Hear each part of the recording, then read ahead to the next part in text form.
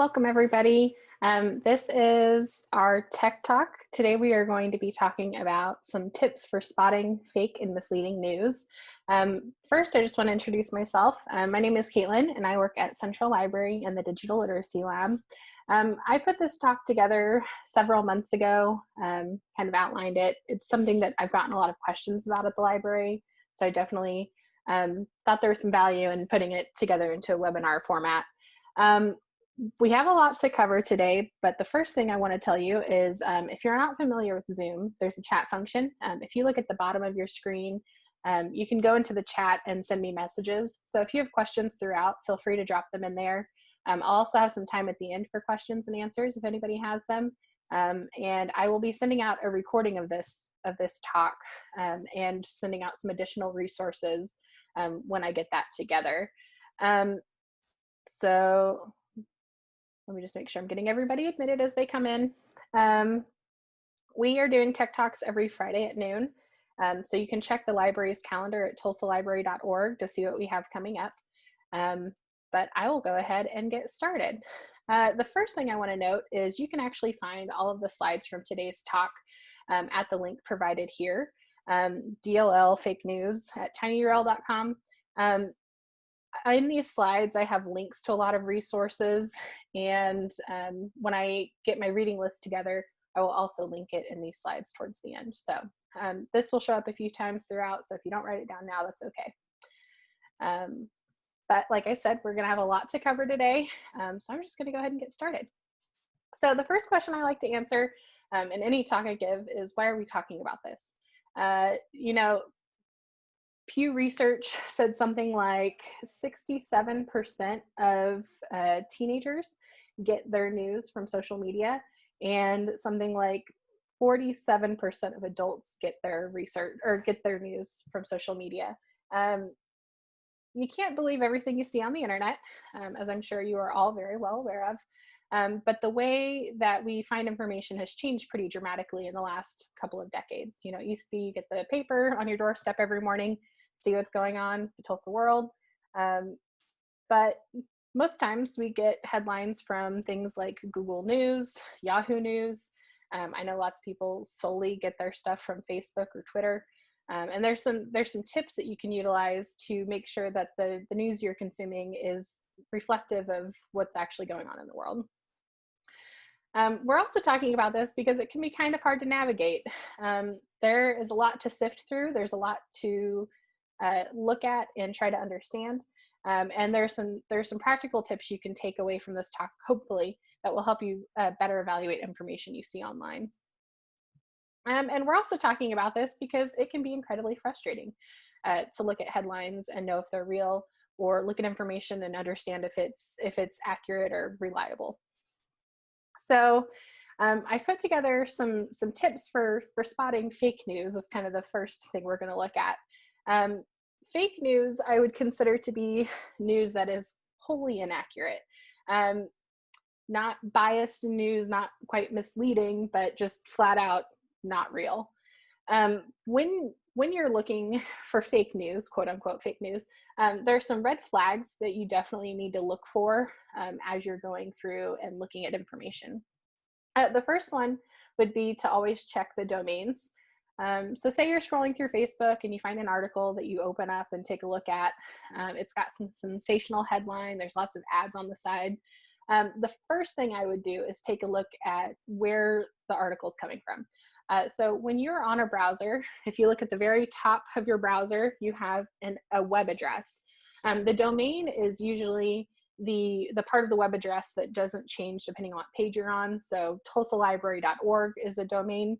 tulsaworld.com is a domain. A lot of news that you can take a look at actually has kind of misleading domains, and they'll use a few different things to try to trick you.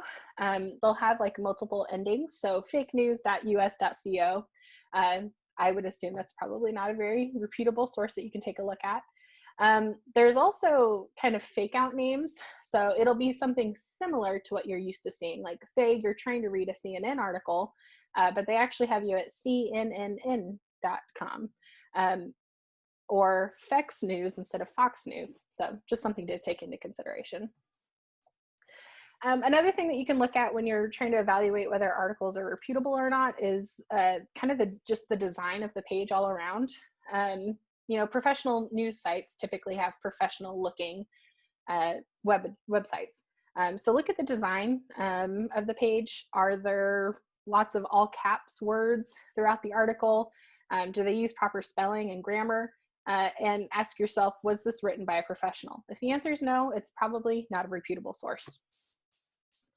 Another thing to look out for is obviously fake photos.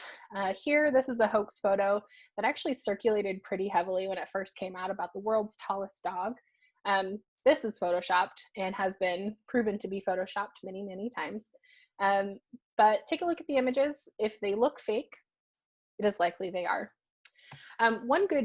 One good resource for kind of evaluating whether or not an image is pertinent to the article or if it's real is to use reverse image search. So I'm actually going to go in and just take a look at a reverse image search. This is something I do pretty regularly, but I've seen a lot of people who don't know what it is.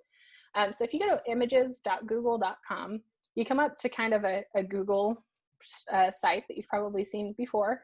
You can actually come in here and search by the image. So rather than searching with key terms, we can actually upload an image to Google and it will attempt to find that image on the internet. So I am going to upload an image that I have saved to my computer. It is our way too tall dog photo that I showed you earlier. And Google is going to go through and see, okay, possible related search, biggest dog in the world. So when you search biggest dog in the world, this is a picture that probably shows up.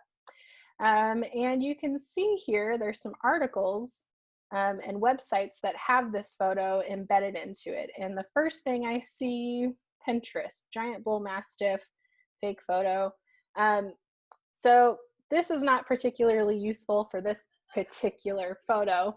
But one thing you might note as you're reading through articles is to see if the photo listed on the article is even relevant at all to the photo or to the article, or if it's been misappropriated from some other article or some unrelated incident. So just something to keep in mind. Another thing for spotting fake news is when you're looking at the website, take a look at the website. If there are lots of pop-ups, if there are advertisements, it's likely that this website exists solely for the purpose of making money through advertisement clicks, or you know, however long you're on the page, they get a certain percentage of funding depending on what ads are available on the page. Similarly, our click-through articles, I'm sure we have all come upon these, or we see some like fantastic headline and you're curious, you open it and you have to, you know, click through 30 different pages to find the gist of the article. Just go ahead and close it out. You don't really need that information. And the way that they are making money on this is by you clicking the next button. So those are typically good things to avoid. They usually don't have a lot of helpful information. Another thing to look out for are clickbait titles. You know, clickbait titles are too good to be true. They're too fantastic. They're too ridiculous. If it looks like something that is unreal, it's probably unreal. And you can avoid clickbait headlines by not clicking them. But also when you're on web pages, take a look at the thing in the parentheses here, things like Time to Break, Celeb Stars, Sound Online by Sony, Sports Mozo. Just take a look at the source it's coming from and don't open it up. You don't need it. Probably the most helpful tip when you're looking at websites that you're unsure of, that I know of, is to look at the About page. So I am sure you have all seen articles from The Onion. It's a pretty popular satirical website that puts out pretty insane headlines. Let's see here. Police officer demonstrates proper technique for subduing grand jury. As I'm sure there's lots of relevant topics in here to, you know, what's going on in the news right now. But if you've never seen The Onion and you're not sure whether to take these headlines seriously or some other website, the first thing I would recommend going to do is find an About page. Not every website has one. If they don't have one, it's a good sign that you probably shouldn't be on the website. If they do have one, just take a look at it. So I'm going to go into their About page, and let's see here. You've got a date of October 18th, 1996. Suspicious. Maybe not, maybe 2096, who knows. And as you kind of start reading through here, rising from its humble beginnings as a print newspaper in 1756, it now enjoys a daily readership of 4.3 trillion and has grown into the single most powerful and influential organization in human history. I'm going to go ahead and say that's probably bunk and satire. So taking a look at the About page, you can see oftentimes who funds the website or the news source. You can see information about when they were established. And you can actually go ahead and just take a second look at this information. Wikipedia is actually a really good resource for this. So if you read their About page and you're still not sure what's going on, go to wikipedia.org, and you can see here The Onion is a satirical newspaper. So they don't have a readership of 4.3 trillion, but they do have some funny headlines. So, you know, those two quick steps, the About page and then just confirming on a site like Wikipedia, can save you a lot of grief from misunderstanding satire in this context. Another easy way to spot fake news or news that maybe shouldn't be trusted too heavily is to take a look at the references. You know, for breaking news or like headline news, it can often be pretty hard to find references or links to sources. But say you're looking at kind of a long form article. This is an article from The Atlantic, which is a paper, or which is a news source that I look at fairly regularly. And throughout, as they're in their writing, you can actually see places where they have cited other sources. And one thing that is always good to do when you're going through some of these is like, don't trust them at their word. Go ahead and take a look at some of these links and see who wrote it, when it came out, what's it about, and make sure that the article that you're reading, you know, accurately interpreted the writing that it came from. So just some critical thinking. Like I said, you can't believe everything you read on the internet. The Atlantic is usually something I do tend to trust, but especially if you're reading like critiques or opinion pieces, it's always important to read the source material that they're getting their information from. And if a news site doesn't have references or links to sources or, you know, names of people who were interviewed for it, where did they get their information? Can you trust it at all? And then another quick tip for you is to find a reputable site reporting on the same topic. This can be hard, especially if it's, you know, brand new news. Things like, you know, say there is a, you know, I hate to say this, but this is something that happens fairly often in America. A school shooting pops up, and you're trying to find information on what's going on. So maybe you go look for information on the local news station in that town where the shooting is happening. If, you know, it's a few hours later and you're not sure if that information is accurate, go ahead and look at CNN or some of the larger media outlets and figure out if you know, check to see if there are reputable sites reporting on the same topic. I guess is just the tip there. And then another important step is just the gut check.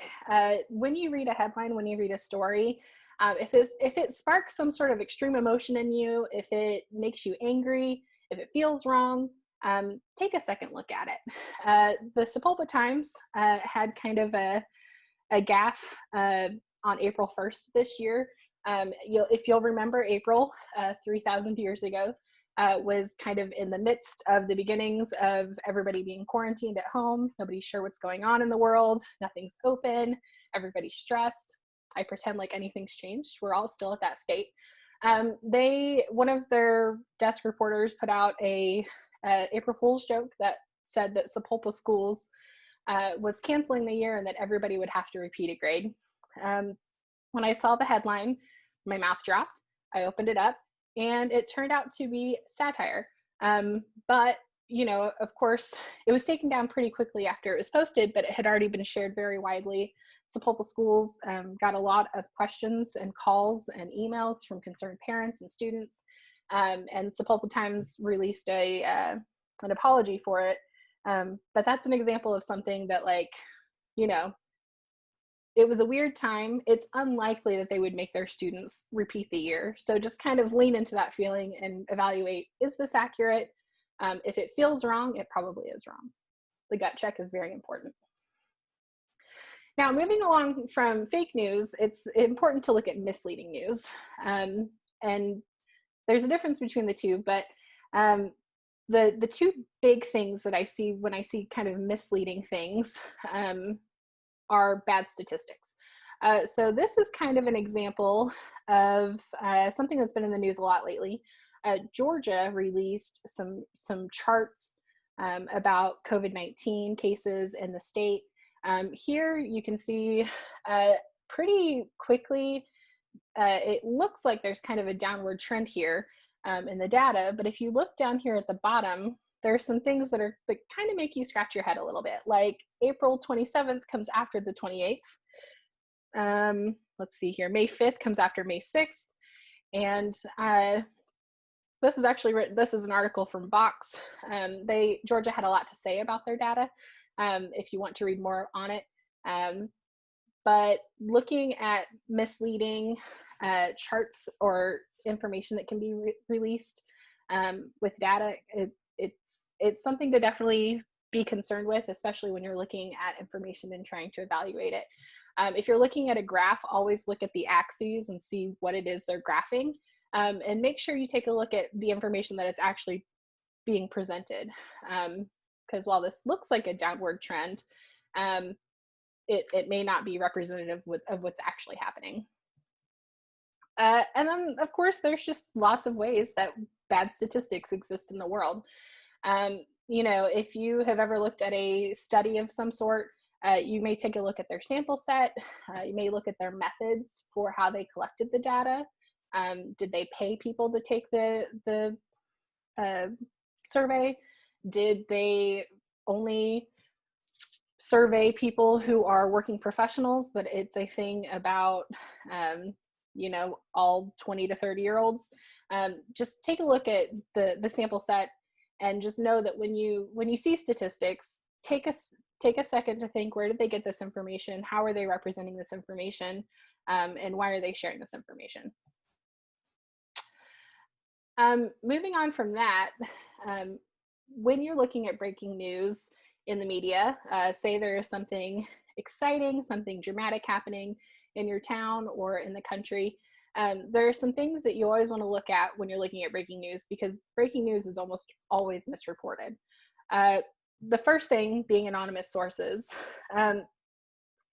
If there is an incident and say they have interviewed, you know, random onlooker number 3, they have no professional credentials to be speaking on the subject, they would just like kind of happen to be there, think twice about it. If it says anonymous sources, there could be reasons that they're kept anonymous, but for the most part, just kind of take a second look at it. Also take a look at what sources are being cited, especially in regards to breaking news. Oftentimes headlines are just kind of shared between media sources. So say media company number 1 is on scene at something, they've written up an article, and then media company 2 through 7 just kind of regurgitate the same information and cite the first one. So if the first one's wrong, 2 through 7 will also be wrong, and it's just something to keep in mind. Also take a look at the language that's being used. Things like, we are getting reports, we are seeking confirmation, news outlet number 4 has learned. Those to me don't speak to, those to me don't seem to be very firm statements. Statements like this don't mean that there's a lot of backing that can go into the things that have just been shared. So just keep in mind, when you see something like, we are seeking confirmation, to me that means it has not been confirmed yet.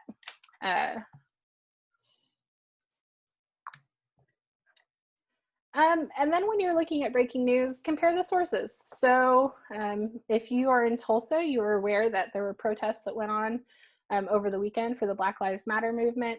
And if you have watched the news at all or been on social media, you probably know about an incident where a truck blew through a crowd of protesters on the highway, and a few people were injured.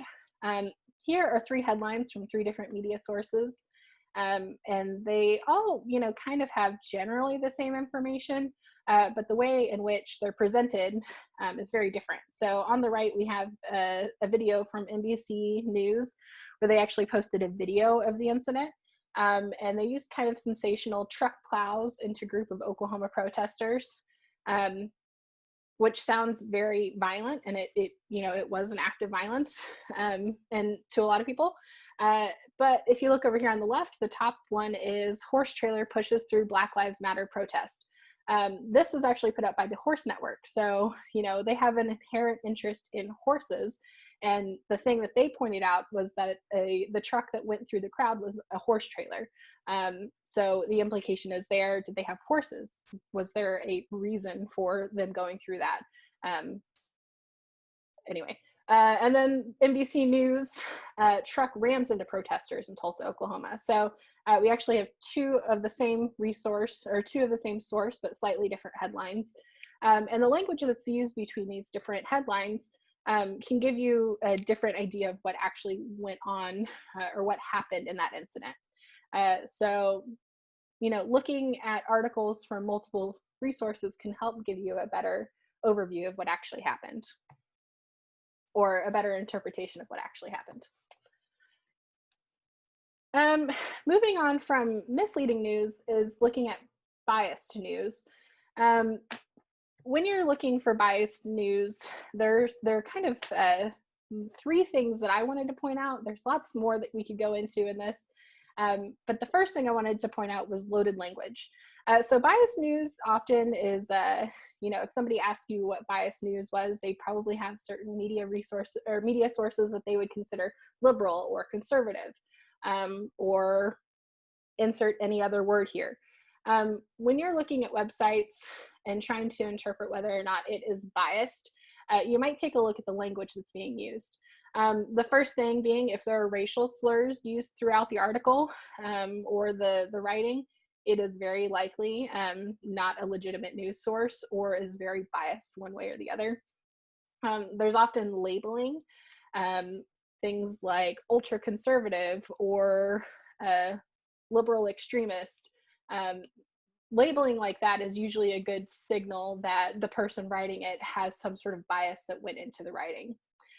There's also language that people have chosen to or not to adopt throughout writing and speaking that can kind of signal to you what type of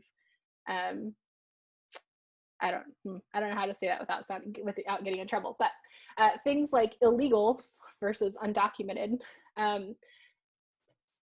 Just realized my camera's not open, you can't see me. So in writing, kind of a widely accepted language for people who are undocumented is undocumented, but if people have certain biases, they may call them illegal aliens. So things like that sort of loaded language can be a good dog whistle as to what type of bias went into the writing. And then generally in biased writing, there can be overgeneralizations of groups. There's lots of examples of this throughout, the news that I've seen over the last several years. But generally, if somebody is being generalized, there's some sort of bias that went into that generalization. And then always check the sources. So if you're reading an article and somebody has cited a source on, like, say, a medical breakthrough or something, take a look at the group that put out the research. I can't remember the exact name of the group, but there was an incident, or there's a group in the country, and I wish I had looked this up before I started this line of thinking, that puts out medical information and they have an association name that makes them look like they are like a professional organization of professionals. But when you dig further into it, it's not. It's people who have a political agenda and are putting out science in the name of that political agenda. So always check your sources and try to understand where the information came from when you're looking at news articles, especially if it's something you're going to be citing. This is a resource that Melissa Zimdars, she's a professor at Merrimack College, and she studies communications and media. I listened to a podcast that she was a guest on called On the Media a couple of years ago, and she put together this list here of news sources where she actually goes through and evaluates news sources and has certain tags that she uses throughout. So this is a source that I actually found to be very helpful. If you're looking at news and you're not sure if there is some sort of bias or if it's satirical or if it's fake, this list here actually has domains, it has URLs, it's given it a tag of sorts. And you can see some of the tags are biased, fake, conspiracy, satire, hate. As you go through, you might take a look, and a website that people often cite, Breitbart.com, is a political site and considered unreliable and biased. So if you're trying to figure out if the information from Breitbart is reputable, you can see here it is pretty biased. I wouldn't take this list as like Bible or anything, as straight fact, but the person who put this together, I think, had very good intentions, and it's something that's updated often. There's also a tag on here whether or not it's an active site. So things like delectable diet of pics.net, no longer a website, but if you come across something that it used to be, you can kind of take a look here. But this is a resource that I found to be very helpful, and they actually go into some of the steps on like what they did to determine different tags for different websites. So this is something that I have bookmarked and I take a look at pretty often. And they also share some information on like tips and resources if you're trying to find more information on how to evaluate media online. I'm also going to send out a link to the podcast On the Media that I listened to, where Melissa Zimdars was the speaker on it. And then somebody said, what was the name of this source? I have a link to it in here. I actually don't know where this is housed. I just know the person who developed it. So I will send out this link in the slides. But it was developed by a professor at Merrimack College. And I think it's kind of a crowdsourced thing. So, take from that what you will. Okay. So we've talked about methods for spotting, misleading information, fake news. But the next thing I really wanted to talk about is how to stop the spread of misinformation. We see things every day online that you kind of turn your head at, you shake your head at. Maybe you've shared stuff before that you've gone back and had to delete because you've realized it wasn't an actual thing. But there's some things that you can do to really take a deep look at the information that you're looking at and decide if this is something that should be shared or not. The first thing that I would heartily recommend you consider when you're looking at resources is to determine if what you're looking at is a screenshot or not. So if you don't know what a screenshot is, it's usually a picture of a website of information and can be shared pretty easily. If you have a smartphone, you've probably taken screenshots of the thing on your smartphone, send to friends or whatnot. If you ever see something that is a screenshot online, just don't share it. It doesn't need to be shared. And for several reasons. A, you don't know where it came from. B, it is a very good chance that it was doctored. Here is a screenshot of a Tulsa World article about the large kraken that we have at Central Library and our first floor water fountain. I don't know if you guys have met the kraken, but he has been in the first floor for about 50 years now, and we love him. He's our library pet. He does tend to cause havoc on the first floor, and the Tulsa World wrote about it. All of that is a lie. This is actually a doctored Tulsa World article. I took a screenshot of it and then shared it. And I had actually two people, it was supposed to be an information literacy moment wherein I show people that they shouldn't believe everything they see on the internet. And we actually had two people ask us whether or not we had a kraken living in the first floor water fountain at Central Library. So screenshots, they're very easy to doctor. If you have Photoshop, if you have Paint, if you have PowerPoint, you can make anything look like anything. And it's a good indicator that if you see a screenshot, always be skeptical of the information on it because it was probably not real. Another way that you can stop the spread of misinformation is to check the dates on the things that you share. So here on the left, one of my friends recently shared an article from NBC News. The headline is United States added to list of most dangerous countries for journalists for the first time. Now, if you look at that headline, this was actually posted yesterday. You might assume that we were recently added to the most dangerous countries for journalists list for the first time because of the violence that journalists have been facing by trying to report on protests that have been going on over the last week. Or any other number of incidences that have happened in the last couple of months. Now, if you open this headline and you actually take a look at it, you'll notice that this article was written in December of 2018. So, you know, the people who, maybe somebody who shared this without actually looking at it would assume that we were added to the list because of the violence against reporters as they're trying to report on the protests. But December of 2018, I don't actually remember what was going on in December of 2018 because so much has happened in the last year and a half.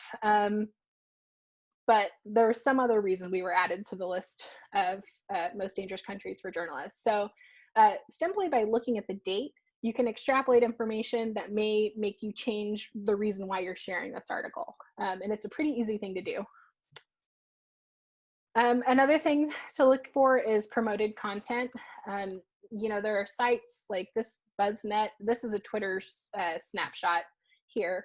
BuzzNet is a site. It's like a clickbait site that has click-through articles to help you find. And you know, you have to click through 30 pages before you finally get to the information, as it were. When you're looking through Twitter and you see things like promoted down here at the bottom left, know that it's an ad and there's a reason it's showing up in your feed. And just know that, you know, maybe you don't need to look at it. It's promoted, somebody is paying to put this in front of you, and it's usually so that they can make money. Facebook has actually recently added a really helpful tool to help give you more information about content that you see on their platform. So on the left here, again, we're back to this article that my friend shared yesterday. If you'll notice, there's this little eye right here. This eye will pop open this screen here on the right, and it will give you some information about the content. So NBCnews.com was registered more than 10 years ago. So it's a website that's been around for a while. And this link was first shared in December of 2018. So immediately I know that this is an older article, and NBCnews.com is a website that's been around for at least 10 years, and it's not some like fake out site. So you know it's probably a little more reputable. They also give you some information up here at the top from Wikipedia about what the news organization is. Simply looking at that little eye can give you a good amount of information about the where it came from. But always, you know, the tip for everybody is read through the article in full before you make the decision to share it online or not. Twitter recently added a feature to select tweets on their website or on their platform that has come under fire. There's some lawsuits that are probably about to happen or are currently happening.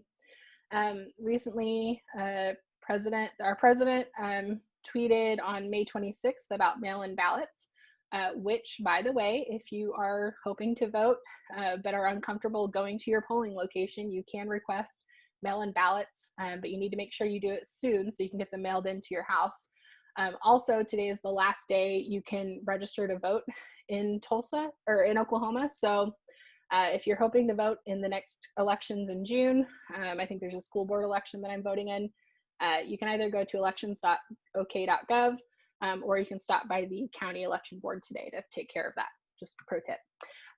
But back to Twitter. They recently put this little get the facts about mail-in ballots to fact check this particular tweet. Again, this has come under a lot of fire. Either way you feel about it, I think that it provided some helpful information about mail-in ballots and has sparked a lot of interest in absentee ballots and how those work. So Twitter has done a lot to kind of take down information that is misleading. Facebook has been trying to add more information about how to look at sources and evaluate them. And they've both been going about it in different ways. I guess that's all I'll say about that. But regarding the spread of misinformation, the only one that can do it is you. Only you can prevent forest fires, as our Smokey the Bear says. So if you are looking at a piece of information and if you're not sure about it, don't share it. And if you have not read an article through in full, don't share it. And then also, don't be afraid to be the person on social media who contacts your friends and says, hey, that thing that you shared is false. Here is an article regarding it or a source with more information. It would be great if you would consider taking it off your page so more people don't see it. I have done that several times throughout this pandemic with people in my feed who've been sharing bad medical information or unsourced medical information. And a way that you can kind of do your part to clean up the feed is to not be afraid to speak out and encourage people to look more critically at the resources they're sharing. I've got a couple of examples of things that were shared throughout COVID-19, our stay at home. This was an article this was a screenshot that a lot of people I saw on several different feeds about how the coronavirus can reach your lungs. And it recommended gargling warm water and salt or vinegar to eliminate the virus. I saw it probably shared 5 times on my feed. And the thing that I immediately thought was, how come there's no source on this? I don't see any sort of like CDC or health department information. There's no link to any sort of study saying that this is the case. And this to me looks like a bad screenshot that's been shared way too many times. And if you go over to factcheck.org, on March 16th, there was an article called Gargling Water with Salt Won't Eliminate Coronavirus. So, sharing false medical information, especially during a pretty stressful time for a lot of people, when, maybe not everybody knows where to get their information from, it's actually incredibly dangerous and unnecessary. So, especially when you're looking at health information, you're very critical in where you get that information from. This was another thing that I saw shared multiple times. I have no idea if some of this information is good or not, but the fact that it was posted by, I won't tell you who this was, but I think somebody who, it's one of my aunts or something, I don't remember. It is information that was copied and pasted into people's profile updates or whatever and shared multiple times. This is bunk information. Like, there's no resource here. There's nothing about where it came from, There's no link to any sort of like actual science. If you see information like this, do not share it. And if you see information like this, maybe encourage the person who shared it to take it down and recommend some other sort of information that they can look at. Because I saw this shared multiple times, again, on my Facebook feed, which is crazy. A piece of news that we've all heard a lot about over the last week are the Black Lives Matter protests and the movement. And I just wanted to touch very briefly on the way in which media can cover events can really change public opinion on how they're going. And a question I've heard from a lot of people in the last week: is it a protest or is it a riot? And it all depends on who you're asking. Generally, media coverage will focus on the destruction or the violent aspects of a protest. Here are two headlines. On the left, we have Tulsa World shared about a peaceful protest that begins with prayer outside Tulsa Police Headquarters. And on the right, KJRH put together an article on some of the destruction that happened with a group from the protest who moved further south. That is not to say that KJRH should not be reporting on this, because I think people are interested and they want to know about it. But a lot of the coverage that I have seen online has been focusing more on the violent and the destructive aspects. And I don't generally think that the destruction of property is not emblematic of the big and diverse movement that's happening. So when you're looking at news, just always take a look at kind of the whole picture of it, and know that generally media focus will be on the things that are more dramatic or will be more heavily shared, because people have inherently a larger interest in it. This is also a Slate article that somebody shared on Twitter, and the headline is "Police Erupt in Violence Nationwide." That's kind of a script flip from a lot of the headlines about people rioting in the streets and causing destruction.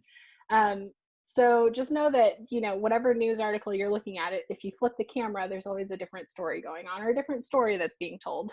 And I just thought it was kind of an interesting script flip. It's not a headline that I've seen a lot, but a lot of people. Anyway, next. So when you're reading coverage of things like the Black Lives Matter movement, it's always important that the articles that you're looking at or that you're sharing or writing about work to contextualize the event. Ask yourself, why is this being written? Who is writing this article? Why are they writing this? And what are their goals? And that's kind of a good tip to take into anything that you read. Be critical of who's putting it out and why they're putting it out, because that can definitely change the narrative of what is being looked at. And then always take a look at the language that's being used to understand if there are biases that go into play with whoever wrote it. So, on Sunday, we commemorated the 99th anniversary of the Tulsa Race Massacre.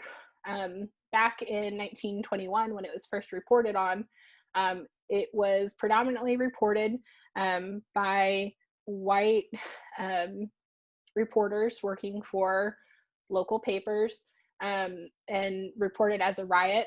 99 years later, we use different language to describe that event. We call it a massacre. But the decision to use riot versus massacre can really be a dog whistle to who is writing and what kind of narrative they're trying to play up in the writing. So language is very important and an important thing to look at whenever you're evaluating the news that you're looking at. Now, if you are looking for some good websites to kind of fact check things as you read through them, there are several resources online, and I will add links to this slide here. Factcheck.org is one that I use fairly often. I really like FactCheck because they also have a viral news section. So if there are things that are going out, like I think it was Jimmy Fallon or Jimmy Kimmel, one of the two, who did like a video of a girl twerking and she fell into a glass table and it broke. And then if something caught on fire, the video went viral, and then like a week later it was revealed that it was like a staged thing. um, Things like things like that show up on a thing called viral spiral.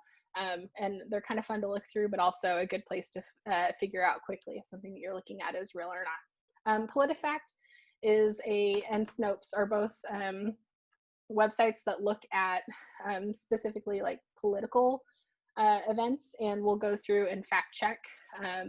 Washington Post has a fact checker that they put together in the last few years. And then I don't think I linked to it. Let me go ahead and see if I can find it here quickly. To do.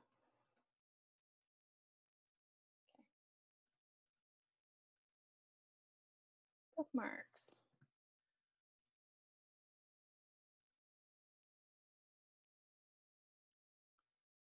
Sorry for hiding this one.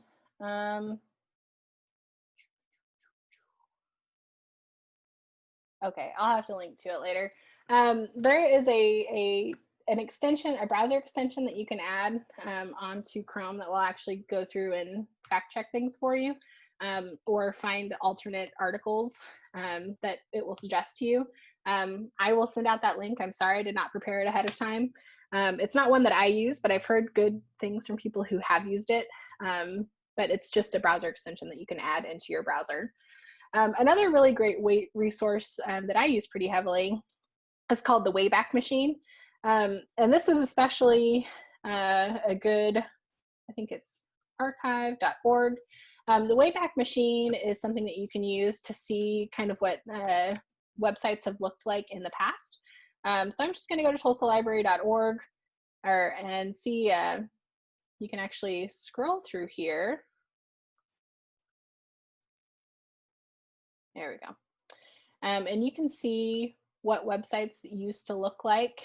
This is a snapshot from January 25th, 1999 of the domain name tulsalibrary.org. And you can see what used to be on this page.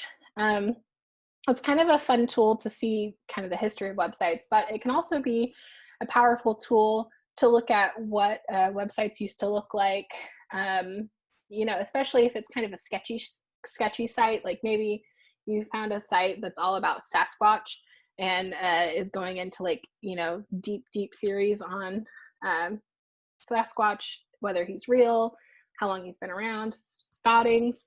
You can actually go back like 5 years and see what that website used to look like when it was all about a kraken. Oftentimes with like fake websites, people will go through and just like bulk replace the topic. And the Wayback Machine can be a good way to look at that. You can also, this is kind of interesting. I have this as an extension here on my website. If you ever get to a broken web page, sorry, I'm going to go to Wikipedia. I don't know why I keep typing, and look at Tulsa Library. If you ever find a link that is broken, and the last time I tried this, it didn't work, so we'll see if this works today for me. There is an article from 2012 about the Library Sankofa Freedom Award. And if I go to it, you'll notice that the article no longer exists because we actually recently redesigned our website. We didn't keep all of that information. The Wayback Machine will pop up and ask me if I'd like to see an archived version of the web page. And what this is going to do is it's going to attempt to find that page using the Wayback Machine and show me what it looked like when it existed. So here I can access that article that was cited on the Wikipedia page, even though it no longer exists on the Tulsa Library website. So, oh, look at this design, that's great. But if you ever want to take a look and see, there was kind of an interesting example of this with like the EAP's website. You know, January 1st, 2017, The EAP website dramatically changed from what it had looked like just the day before. So the Wayback Machine can be an interesting way to kind of go back and see what web pages used to look like, which can be helpful if you're looking for information. I have a few tips for you, though, as you are navigating the best way to evaluate news. Be skeptical of everything you see. A healthy amount of skepticism will keep you from sharing misinformation, and a healthy amount of skepticism will keep you critically looking at the things that you're looking at. Another thing to keep in mind, if it sounds too good to be true, it probably is. I especially wanted to mention this in regards to medical information. There's lots of articles that come out about, red wine being great for cancer, or chocolate being the thing that'll keep you healthy longer,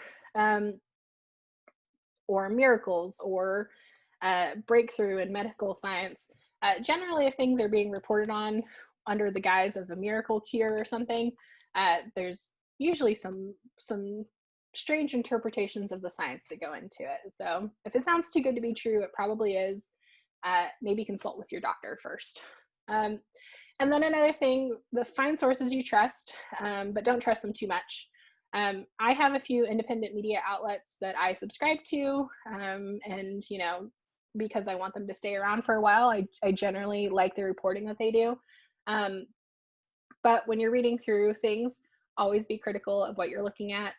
Trust them, but don't trust them too much. This is just a good tip. If you are interested in learning more about evaluating media sources, or being more critical of the things that you consume, there are some really good resources that I wanted to point out. The first of which being First Draft courses. First Draft News is a website that's specifically about ethical journalism, but they have some really great courses on writing, but I think they're also really interesting for consumers of media too. And the one that I had worked through was the First Draft Toolkit, where it actually went through and talked about ways that you can evaluate information and share information ethically. They have a course on covering coronavirus. They have webinars, they have reading lists, and it's all free and easy to get into. So if you're looking for kind of an in-depth dive into the way in which media is formed, definitely recommend this website. I have found some really good information in it. A podcast that I've mentioned a couple of times on the media, it's a podcast that comes out pretty regularly. It's by WNYC, and it's pretty short, but they have these really great guides that they've put together on ways to evaluate information, and they have quick printouts that you can put together on ways to evaluate information. So they actually put together this protest edition of their Breaking News Consumer's Handbook in 2016. Or 2017 maybe, but they have like really nice printouts that you can kind of print out, put on your desk, and just really quick listens that I have found to be very helpful. And then there's not a link here yet, but there will be one later this afternoon. There's some really good reading materials through the library that I'd like to recommend, and I'll email those out and make those available. But thank you all for coming today. I hope some of this was helpful for you. Like I said earlier, you can find all of the slides from this presentation here at this link. I will be emailing out both a recording of this talk as well as some additional resources. So if you registered for the class, I'll send that out. But if you guys have any questions, I'll be around for a bit. You can use the chat function to ask questions. But thank you so much for coming. Next week, we are going to have a talk for our tech talk on library resources for small businesses. So if you're a small business owner or small business owners, you might recommend they take this class, because we'll do a deep dive of some of the databases we have that are helpful for small businesses, whether you're trying to build business profiles or find customers to access. And I don't have any questions yet. Thank you, Beverly. That's very nice of you to say. But like I said, I'll be around for a while longer. So thank you all for coming today.